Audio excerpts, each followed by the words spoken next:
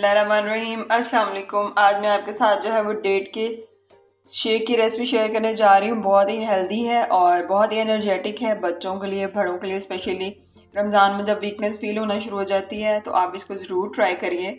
ये सबसे पहले मैंने एक बॉल में ये डेट्स ले लिए, इसको कट लगा के इसी गुठलियाँ मैंने निकाल ली है। इसको ब्लेंडर में डालेंगे। ये अब इसको ब्लेंडर में हम डाल देंगे। डालने के बाद ये 2 कप दूध है हमारे पास, ये शामिल कर देंगे इसमें।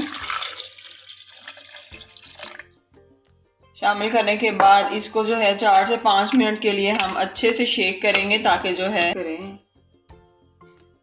इसको 4 से 5 मिनट के लिए अच्छे से आपने इसको शेक करना है, ताकि जो है वो डेट्स इसमें अच्छे से ग्राइंड हो जाएं।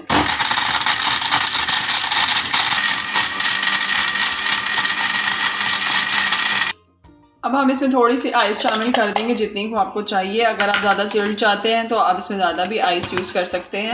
जी, शेक हमारा रेडी है। अब हम इसे ग्लास में निकाल लेंगे।